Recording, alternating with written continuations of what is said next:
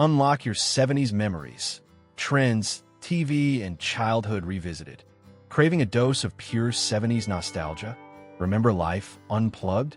We're taking a deep dive into the decade of disco, daring stunts, and distinct design.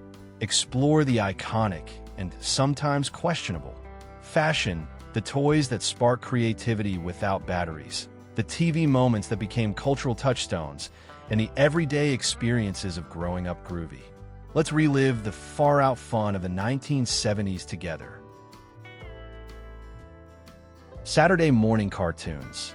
And who could overlook the absolute zenith of our youthful week's Saturday morning cartoons? This period felt almost sacred, offering a portal into realms populated by superheroes, zany escapades, and uproarious comedy. Missing your preferred program meant a long wait until the next Saturday arrived. On-demand viewing, or DVRs, were non-existent. Only the potent anticipation for that precise broadcast time slot existed.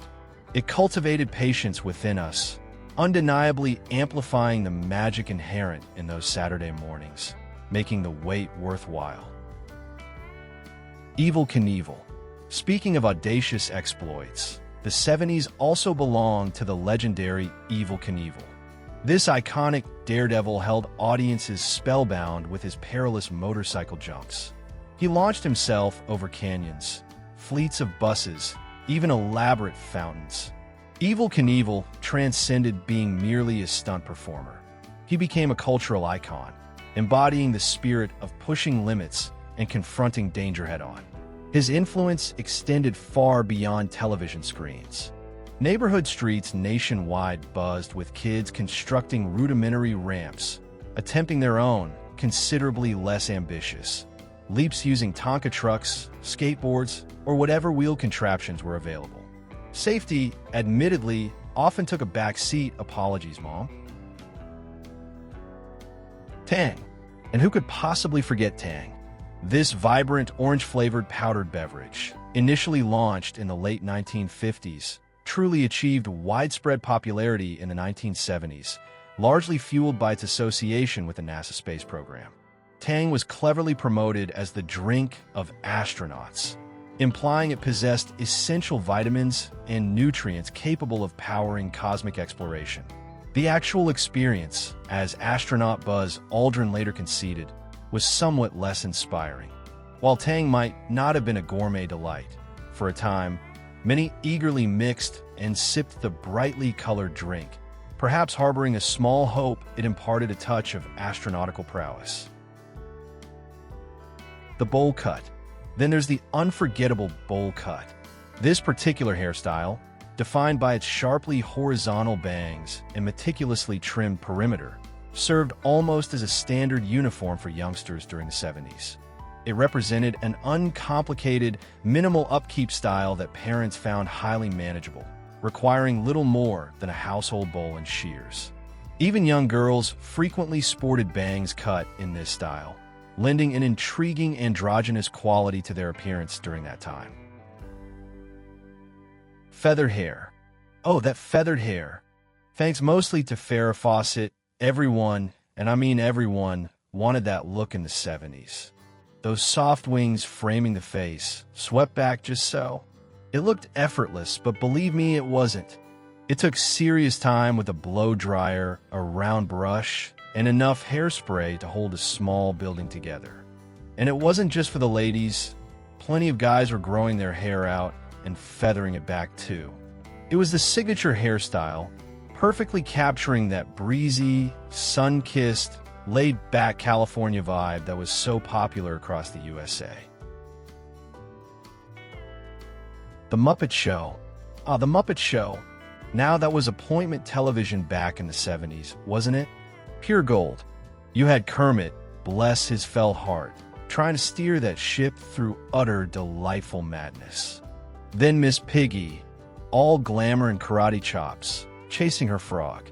Fozzie Bear, bless him, with jokes so bad they were good, waka waka.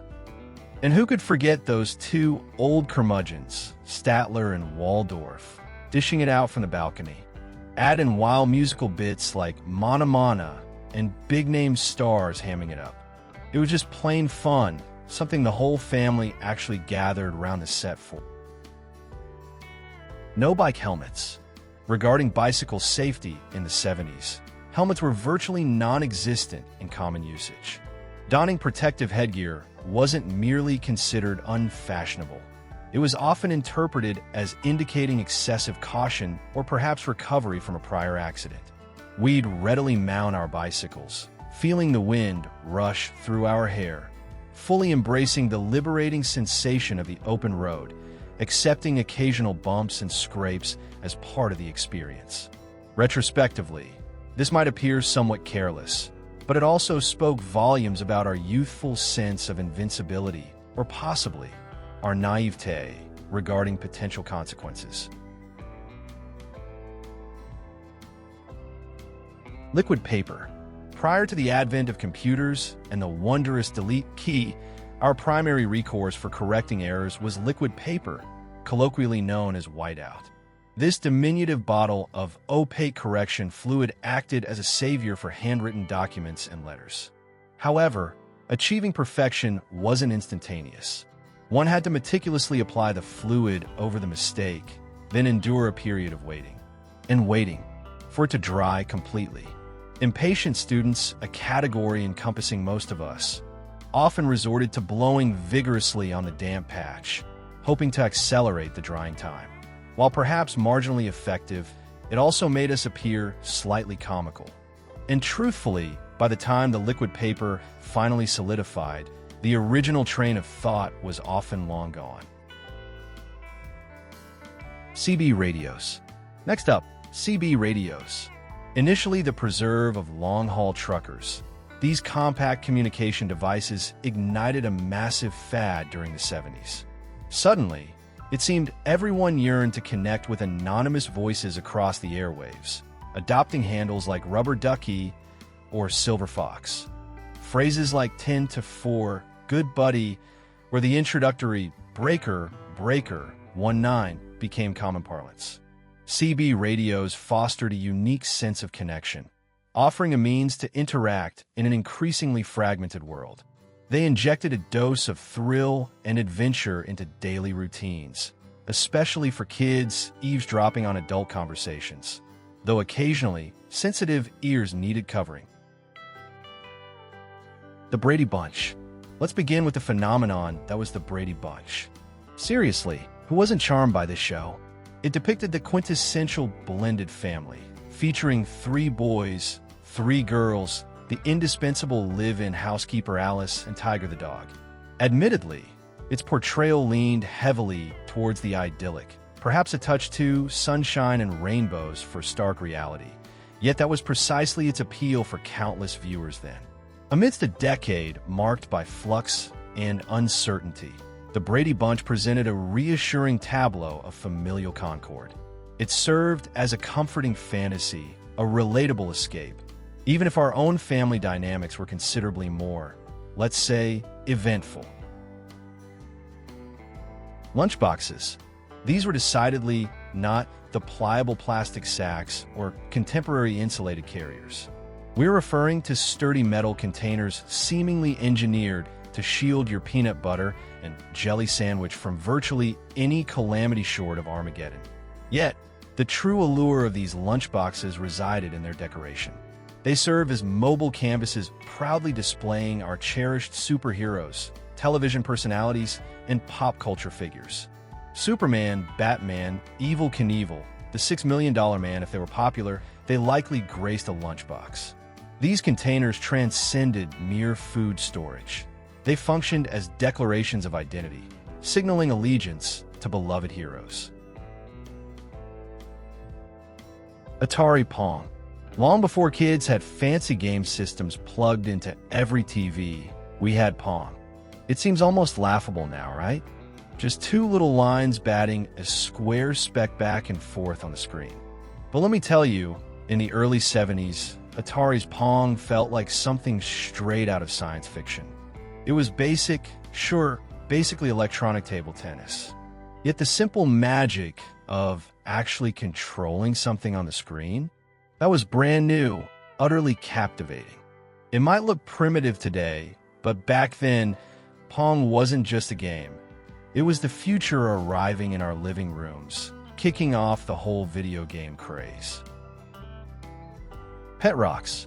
Let's delve into the peculiar phenomenon of the pet rock. Yes, precisely that, an ordinary stone, ingeniously marketed as a companion animal. It seems utterly bizarre from today's perspective. Yet during the mid-70s, these simple objects became astonishingly popular. Each arrived nestled in its own miniature cardboard carrier, accompanied by a humorous care and training manual. The brilliance, or perhaps the sheer absurdity, lay in its utter simplicity. It demanded zero maintenance, required no feeding or walks, and was guaranteed never to abscond. It served as a witty, satirical take on the burgeoning pet industry, and for a fleeting period, practically everyone wanted to partake in the novelty. Ditto Machines. And who could possibly forget the highly distinctive aroma emanating from Ditto Machines, also known as mimeograph machines? These technological marvels of the 70s were responsible for reproducing our worksheets and homework assignments, invariably leaving a faint, characteristic purple ink stain on our fingertips.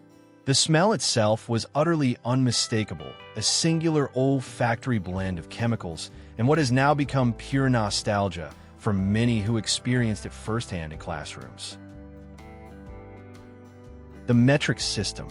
During the mid-1970s, the United States government initiated a significant campaign aimed at converting the nation to the metric system of measurement.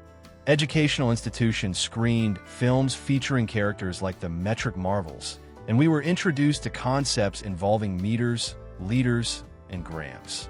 This proposed transition felt monumental, representing a potential disruption of our ingrained understanding of weights and measures. For children, it induced both confusion and a degree of apprehension. Would we ever truly adapt to thinking in terms of meters rather than feet? Ultimately, the comprehensive nationwide metric conversion never fully came to fruition, but the recollection of that attempted shift persists as a curious historical footnote from the 70s era. Short shorts. And speaking of prevailing coolness, let's discuss the trend of short shorts.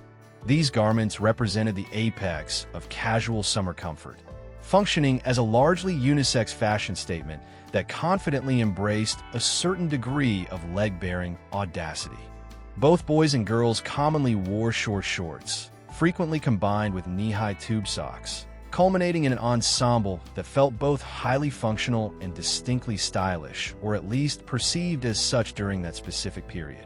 It was a fashion trend that perfectly encapsulated the generally carefree ambience of the 70s, an era when personal style often prioritized self-expression and confidently embracing a bit of individuality. What are your memories of these 70s trends? Share your stories in the comments below. Lava lamps. You couldn't walk into a cool kid's room or a groovy den in the 70s without spotting one. The lava lamp.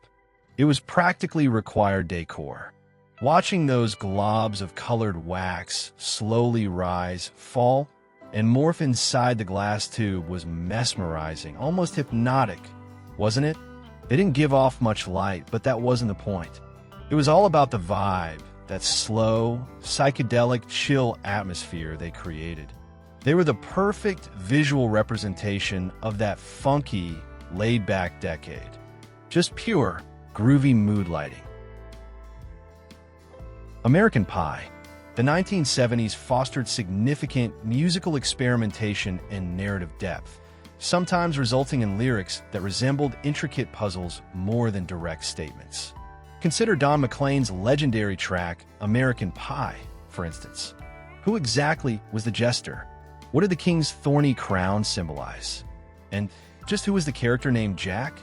We engaged in endless debates over these lyrical enigmas, formulating our own unique interpretations and theories. This ambiguity was intrinsically part of the song's appeal. The inherent mystery significantly enhanced its enduring allure and sparked countless conversations among listeners. Macramé.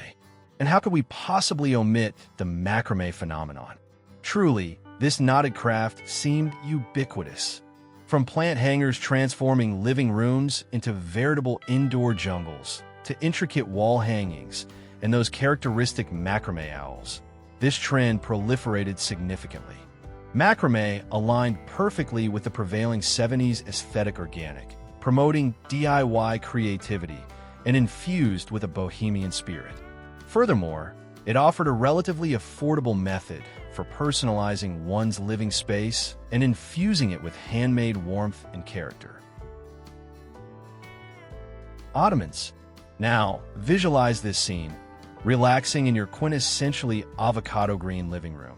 And what furnishing catches your eye? An Ottoman, naturally. These typically round, upholstered seats were practically standard issue in 70s homes. While ostensibly designed as footrests, for children, they served myriad purposes.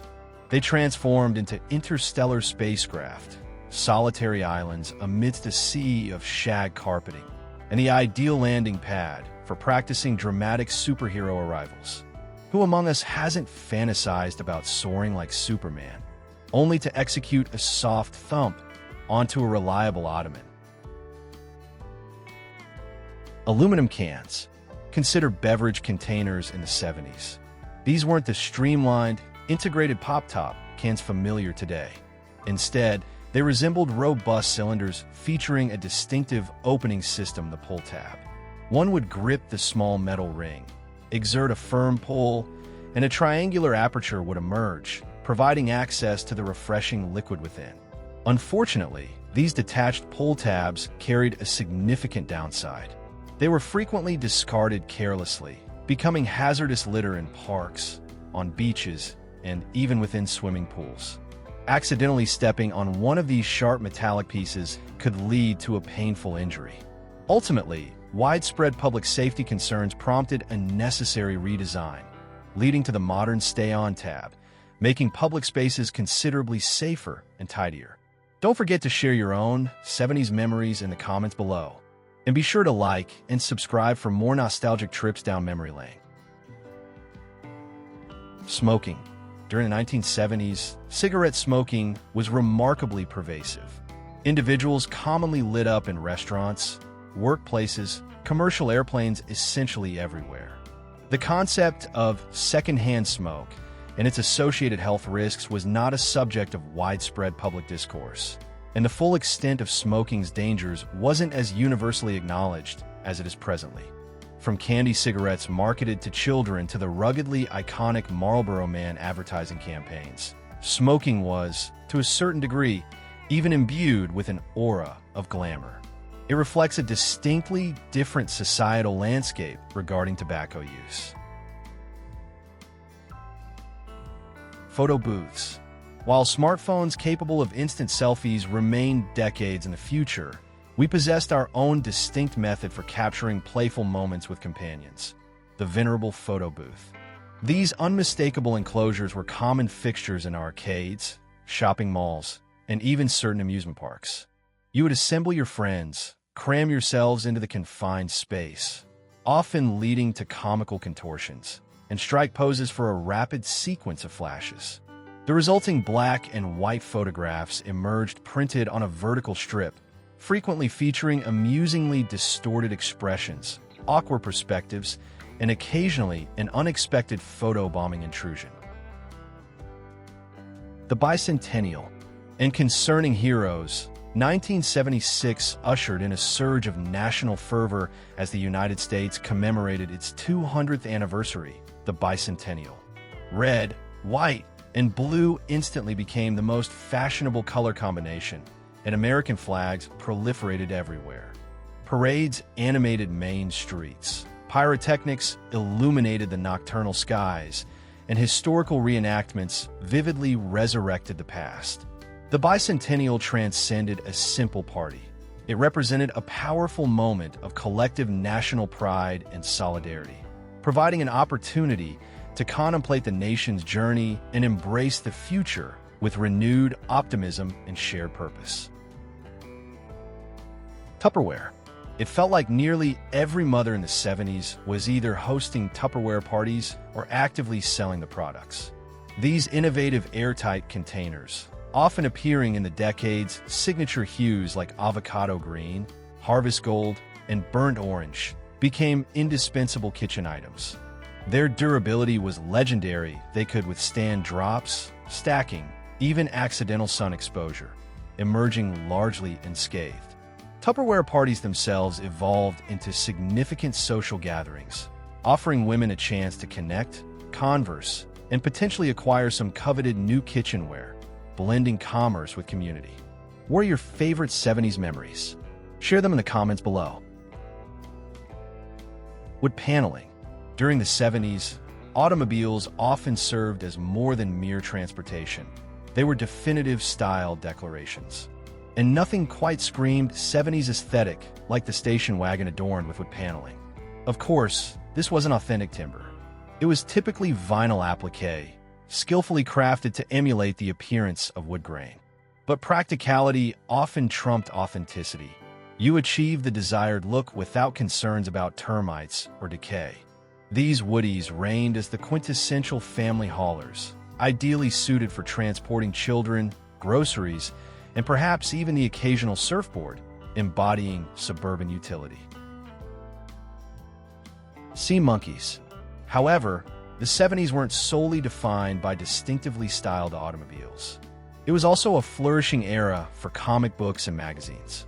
Concealed within the back pages of these publications lay the advertisements that ignited countless childhood aspirations. X-ray specs, enigmatic decoder rings, and, astonishingly, even live baby chicks. Seemingly anything could be acquired via mail order. Among the most enduringly popular were sea monkeys. The advertisements depicted a wondrous underwater kingdom inhabited by charming, anthropomorphic beings. Yet, when those small packets finally arrived, the reality often proved less magical. Sea monkeys, as we discovered, were merely brine shrimp, considerably less extraordinary than their advertised personas. It served as an early lesson in marketing's persuasive power and the frequent disparity between anticipation and actuality. Patty Hearst. Consider the gripping saga of Patty Hearst. In 1974, this heiress to a vast newspaper empire was abducted by a radical faction calling itself the Symbionese Liberation Army, SLA. What transpired next was a sequence of events both bizarre and profoundly shocking. Patty, adopting the nom de guerre Tanya, appeared to fully embrace her captor's extremist ideology, going so far as to participate in armed bank robberies alongside them. The entire nation became engrossed by this unfolding drama, debating fiercely whether she was primarily a victim suffering from Stockholm Syndrome, a brainwashed collaborator, or occupied some complex space in between. Patty Hearst's subsequent trial and conviction ignited extensive discussions concerning free will, the nature of coercion, and the potent influence wielded by radical organizations. Polaroid cameras. Long before smartphones and the ease of digital photography, Polaroid cameras represented the pinnacle of immediate photographic gratification. You would capture an image, and within moments, a tangible print would eject, gradually materializing into full view right before your eyes. The process felt genuinely magical, and who could possibly resist the ingrained impulse to vigorously shake those developing pictures, operating under the common belief that this action somehow expedited the chemical process? While likely ineffective, it became an integral, almost ritualistic part of the distinctive Polaroid experience. And then there was the phenomenon of the television sign-off. Broadcasting wasn't a continuous, 24/7 operation in that era. At a designated time, late in the evening, typically around midnight or 1 a.m., television stations would cease transmission for the night. This cessation was often marked by the playing of the national anthem, a patriotic montage, the display of a test pattern, or sometimes simply by the screen dissolving into static noise. It served as an unambiguous signal that the day's programming had concluded, implicitly suggesting it was time for viewers to retire for the night. reminding us of the world existing beyond the television screen. What are your memories of watching TV in the 70s? Share your stories in the comments below. And don't forget to like and subscribe for more nostalgic journeys back in time. Passing notes. Remember the clandestine thrill of hastily scribbling a message onto a carefully folded piece of paper, then surreptitiously passing it to a friend, all while under the teacher's potentially watchful gaze? It constituted a high-stakes endeavor, a genuine test of one's stealth capabilities and cleverness, and the consequence of being caught that could prove utterly mortifying. The teacher might confiscate the illicit note and proceed to read its contents aloud to the entire classroom, thereby exposing your private thoughts, or perhaps just your less-than-perfect handwriting, for universal scrutiny and potential embarrassment.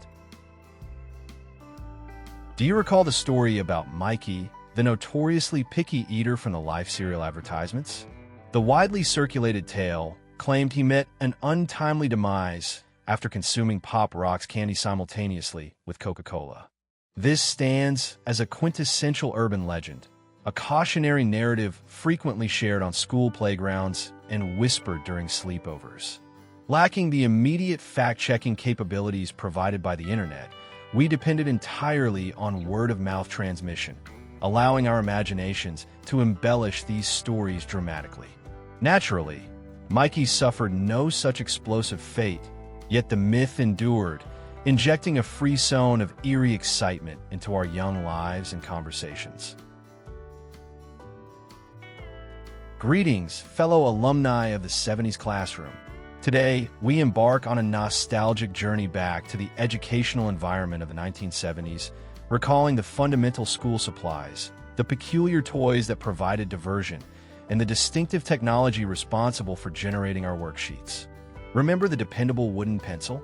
It served as the undisputed workhorse of our academic endeavors, a straightforward yet essential instrument for writing, sketching, and inevitably, doodling during less engaging lectures. And let us not overlook the pencil case, often a veritable repository containing erasers, sharpeners, and perhaps even a slide rule, a symbol of scholarly aspiration, even if its actual operation remains somewhat mysterious to many of us. Silly Putty. Then there existed Silly Putty, that remarkably stretchy, bouncy compound offering boundless amusement. A favorite activity involved pressing it firmly onto newspaper comic strips, thereby creating amusingly distorted replicas of beloved cartoon characters. This represented a distinctly low-tech method of propagating visual humor, essentially sharing memes long before the concept or terminology of internet memes had even been conceived. Its tactile nature and simple magic provided hours of fun. Schoolhouse Rock. Saturday mornings held a special, almost sacred status. We would rise early, prepare a bowl of often sugary cereal, and eagerly position ourselves for several hours dedicated to animated escapades. Yet, interspersed among the recurring superheroes, anthropomorphic animals, and zany comedic situations, existed a uniquely different type of programming that consistently captured our focus. Schoolhouse Rock. Through its incredibly catchy musical numbers and ingeniously simple animation, Schoolhouse Rock effectively imparted knowledge about grammar, American history, scientific principles, and even mathematics. We learned about conjunctions via the unforgettable Conjunction Junction song, committed multiplication tables to memory with My Hero, Zero, and gained insights into the functioning of the U.S. government through I'm Just a Bill. Jaws. Steven Spielberg's groundbreaking 1975 film terrified moviegoers globally, instantly transforming an ordinary excursion to the beach into a potentially perilous encounter with a massive, predatory shark. Suddenly, even seemingly benign lakes and ponds acquired an aura of menace, and the mere sound of the iconic two-note Jaws theme music could induce involuntary shivers. However, fear wasn't the sole enduring impact of Jaws. It also inadvertently inspired a widespread trend of shark-themed imaginative play, with children mimicking the fearsome aquatic predator, playfully pursuing friends through water bodies with presumably harmless chomping gestures, turning fear into fun. Playgrounds. And let's definitely recall the playgrounds characteristic of our youth. These were certainly not the meticulously padded, safety-engineered structures prevalent today. Playgrounds in the 70s were predominantly constructed from metal, featuring unforgiving asphalt or packed earth surfaces and equipment that often seemed implicitly designed to challenge our physical boundaries and occasionally test the resilience of our bones. We would swing daringly high, aspiring to complete a full rotation over the bar, or vigorously spin the merry-go-round until companions were centrifugally ejected like unsecured ragdolls. It was an era defined by skinned knees, bruised egos, and a substantial, regular dose of adrenaline-fueled fun. Sunscreen? In the context of the 1970s, sunscreen hadn't yet become the nearly universal summer necessity it is considered today. We tended to revere the sun, deliberately exposing ourselves to its rays for extended periods, hoping to cultivate the ideal golden tan, though frequently resulting instead in painful sunburns. There weren't constant admonitions regarding SPF ratings or the inherent dangers posed by ultraviolet radiation. Many would apply baby oil or specific tanning lotions, aiming to expedite the bronzing effect. It undeniably reflects a very different cultural attitude towards sun exposure and skincare compared to present norms. Charlie's Angels. But the 70s offered more than just aspirations of sun-bronzed skin. This decade also introduced us to the instantly iconic crime-fighting trio known as Charlie's Angels. These exceptionally glamorous private investigators, distinguished by their signature feathered hairstyles, fashionable attire, and impressive proficiency in martial arts, thoroughly captivated television audiences across the globe. Young girls aspired to emulate them, adolescent boys harbored crushes on them, and virtually everyone tuned in weekly to witness their latest thrilling exploits. Whether your allegiance lay with Team Jacqueline Smith, Team Kate Jackson, or Team Farrah Fawcett, whose legendary poster graced innumerable bedroom walls, Charlie's Angels became synonymous with female empowerment and epitomized 70s chic. Hitchhiking. Consider the practice of hitchhiking. During the 70s, it wasn't viewed with the same level of apprehension or considered the taboo activity it often is today. If an individual required transportation, extending a thumb by the roadside was a common recourse, and there was a reasonable expectation that a driver would eventually stop and provide a ride. This reflected a period characterized by arguably greater interpersonal trust and a stronger sense of community connection along highways. People seemed generally more inclined to offer assistance to strangers, whether that involved giving a lift or helping change a flat tire. It signifies a different social dynamic, where acts of kindness from unfamiliar individuals felt less remarkable than they might seem currently. Star Wars. In discussing profound shared cultural experiences, we must acknowledge the monumental arrival of Star Wars in 1977. This revolutionary motion picture transported us to a galaxy situated far, far away, introducing iconic elements like lightsabers, the mystical force, and unforgettable archetypal characters such as Darth Vader and Luke Skywalker. It represented nothing short of a cinematic paradigm shift, weaving a narrative that seized the imaginations of an entire generation. Star Wars transcended being just another film. It rapidly evolved into a pervasive cultural phenomenon that fundamentally altered the science fiction genre's landscape and continues to resonate deeply with enthusiasts of all ages.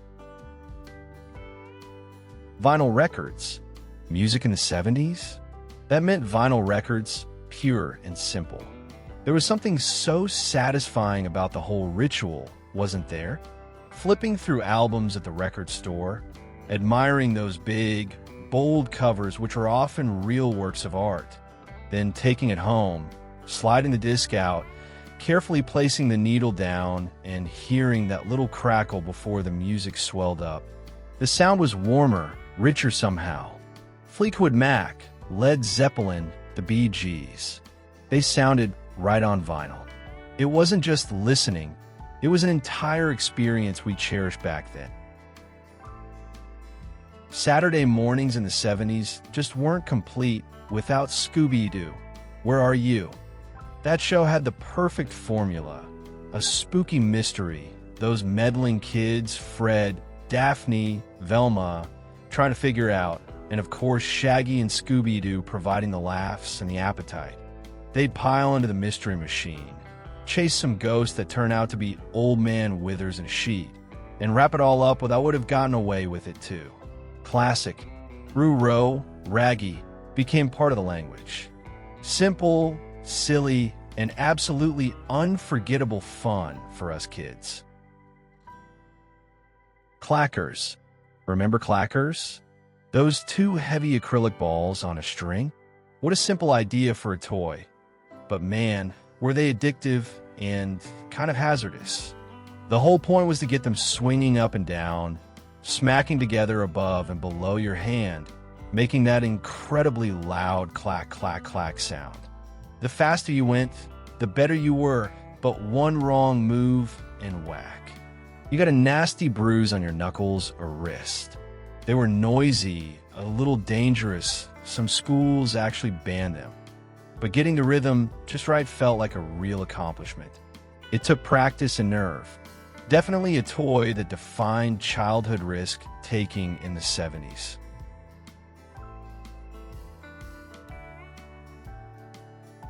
Well, folks, that wraps up our groovy trip back to the 1970s. From avocado kitchens to Star Wars, we've relived the 70s. Hope this sparked some great nostalgia.